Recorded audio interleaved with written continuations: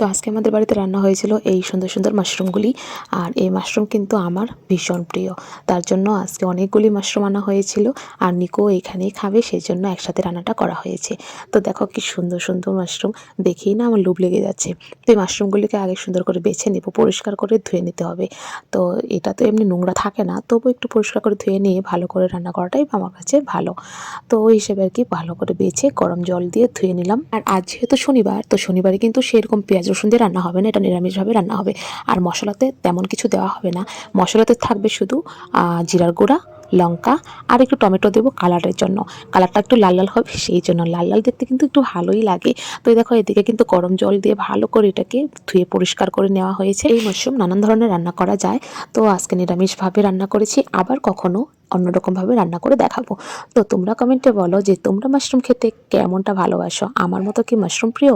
তাহলে যারা যারা আমার মতো মাশরুম প্রিয় তারা কিন্তু কমেন্টে মাশরুম বলে লিখে যাও। তারপরে দেখো এখানে মশলা রেডি করে নিয়েছিলাম, আর বললামই মশলাতে তেমন কিছু দেওয়া হয়নি। আর ফোড়নে দেওয়া হয়েছিল তেজপাতা আর জিরা। আর এদিকে আগে মাশরুমগুলি ভেজে নেওয়া হবে, তারপর এখানে দিয়ে দেবো সেদ্ধ করে রাখা আলু। একটু আলু দিয়েছি, আলু আমরা ভালোবাসি খেতে, তার জন্য। আর এখানে কিন্তু হলুদ দিয়ে একবারেই ভেজে নেওয়া হবে। আলুটা কিন্তু টোটালি অপশনাল, যারা দিতে চাও দিতে পারো, যারা দেবে না দিও না। কিন্তু আমি কিন্তু আলু মাশরুমের সাথে ভালোবাসি, সেই জন্যই আলুটা দিয়েছি।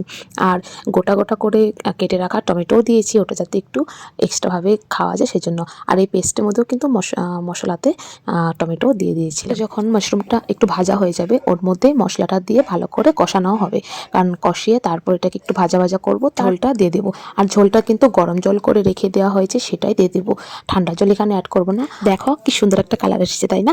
দেখেই তো আমার খেতে ইচ্ছে গেছে। যখন থেকে কষানো হচ্ছিল তখন থেকে কিন্তু খাওয়া স্টার্ট হয়ে গেছিলো। আর এখন তো মাংসটা আমি খাই না, তার জন্য এই মাশরুমটা আমার ভীষণ ভালো লাগে। যেহেতু আমি নতুন নতুন রাঁধুনি হয়েছি এখন, তো নানান ধরনের আইটেমই নিজের ক্রিয়েটিভিটি দিয়ে বানিয়ে ফেলি, কখনো কখনো মাথায় যা আসে করে ফেলি। তো এই মাশরুমের তরকারিটাও এরকম করেই বানিয়ে ফেললাম। আর একবার বানিয়েছিলাম মাংসর মতো করে, ওটাও খেতে কিন্তু সেই হয়েছিল। কখনো আমি ওই রেসিপিটাও একবার শেয়ার করব। আর হ্যাঁ হ্যাঁ, কমেন্টে কে বলবে যে হ্যাঁ ভিডিওটা ভালো লেগেছে, ঝটপট কমেন্ট করে বলো ভিডিওটা কেমন লাগলো। যদি ভিডিও ভালো লাগে তাহলে কিন্তু লাইক দিয়ে দিবে আর পেজটিকে ফলো করে দিবে। বাই।